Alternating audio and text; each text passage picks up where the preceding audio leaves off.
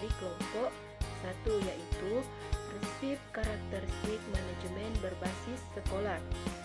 Yang pertama, pengertian manajemen berbasis sekolah.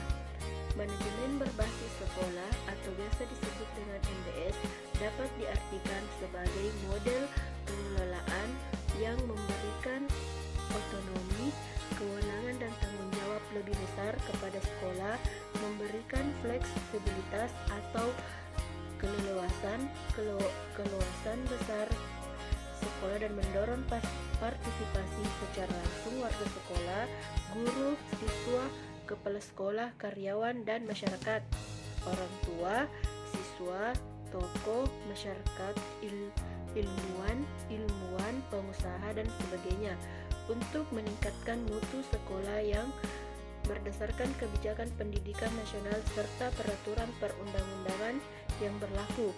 Dengan otonomi tersebut, sekolah diberikan kewenangan dan tanggung jawab untuk mengambil keputusan-keputusan sesuai dengan kebutuhan, kemampuan, dan tuntutan sekolah serta masyarakat atau stakeholder yang ada.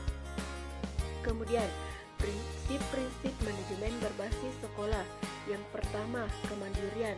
Kemandirian berarti kewenangan sekolah untuk mengelola sumber daya dan mengatur kepentingan warga sekolah menurut prakarsa sendiri berdasarkan aspirasi seluruh warga sekolah sesuai peraturan perundangan. Kemudian, keadilan.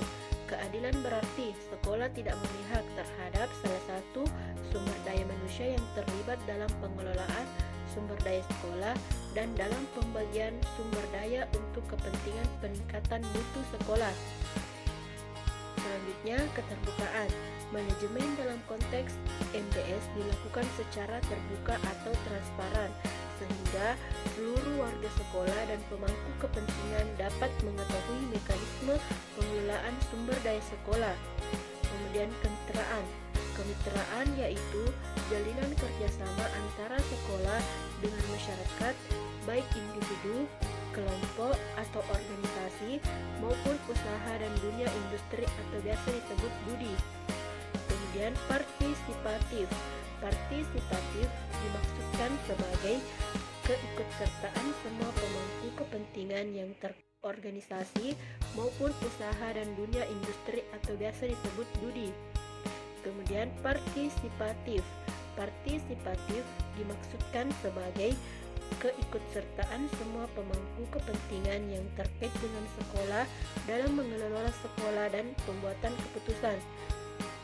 Kemudian, efisiensi. Efisiensi dapat diartikan sebagai penggunaan sumber daya, dana, sarana, prasarana, dan tenaga sesedikit mungkin dengan harapan memperoleh hasil seoptimal mungkin.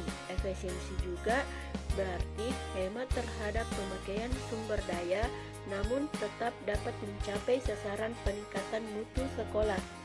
Kemudian yang terakhir yaitu akuntabilitas.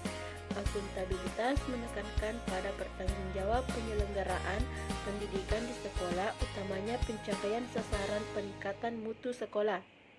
Kemudian manfaat manajemen berbasis sekolah. Yang pertama, memungkinkan orang-orang yang kompeten di sekolah untuk mengambil keputusan yang akan meningkatkan pembelajaran.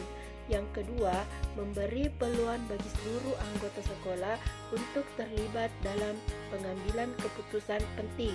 Yang ketiga, mendorong munculnya kreativitas dalam merancang bangun program pembelajaran. Yang keempat, mengerahkan kembali sumber daya yang tersedia untuk mendukung tujuan yang dikembangkan di setiap sekolah. Yang kelima, menghasilkan rencana anggaran yang lebih realistik ketika orang tua dan guru menyadari keadaan keuangan sekolah, batasan pengeluaran, dan biaya program-program sekolah, meningkatkan motivasi guru dan mengembangkan kepemimpinan baru di semua level.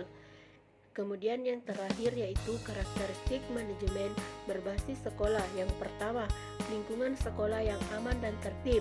Yang kedua, sekolah memiliki visi dan target yang ingin dicapai. Yang ketiga, sekolah memiliki kemampuan yang kuat.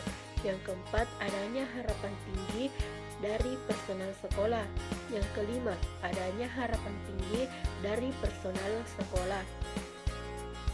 Adanya evaluasi yang terus-menerus guna perbaikan mutu pendidikan. Kemudian yang terakhir, adanya komunikasi dan dukungan intensif dari orang tua, murid, dan masyarakat. Itulah tadi penjelasan dari kelompok 1 mengenai materi prinsip karakteristik manajemen berbasis sekolah.